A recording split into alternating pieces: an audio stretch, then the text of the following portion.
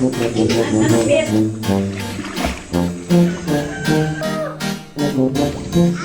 ah.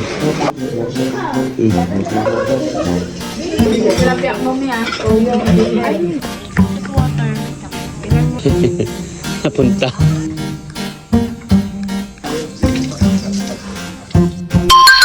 Team Buyat!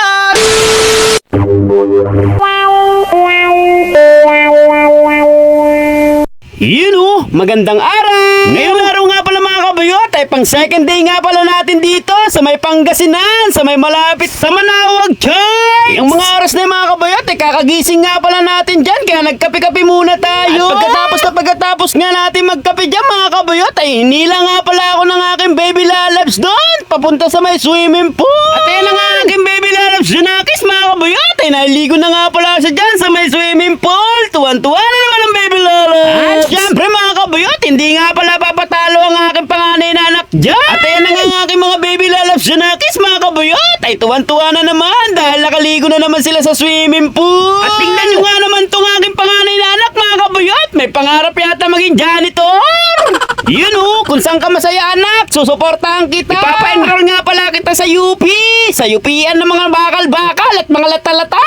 At tingnan nyo nga naman itong aking bunsong anak mga kabayot, ay napakagaling nga pala niya mag-balancing. Diba? At hindi nyo natatanong mga kabayot, talented nga pala yan aking mga Junakis. Kayang-kaya nga pala nilang umiyak na walang luha. Mana-mana lang ba? At yung mga oras na mga kabayot, ay naligo na nga rin pala dyan ang ating mga mami. At syempre, shoutout nga pala sa may Dabar Cards family at saka sa kalalaki Hype Mami.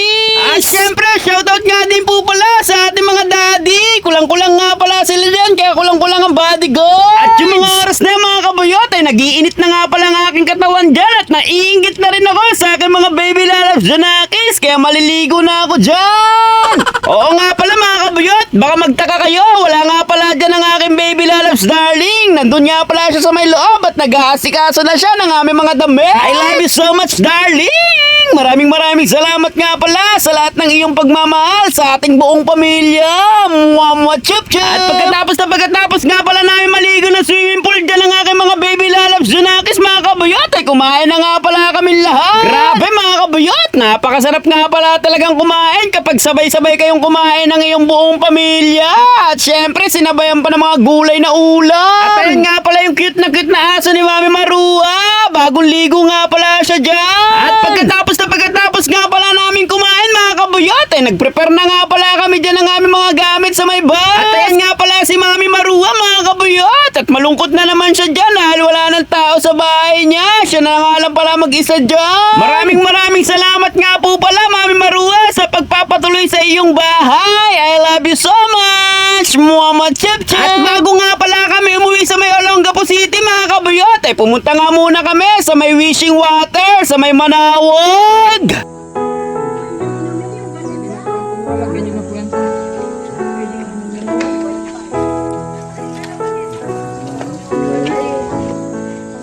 Kaya gano'n nakatagal yan? Matagal na talaga.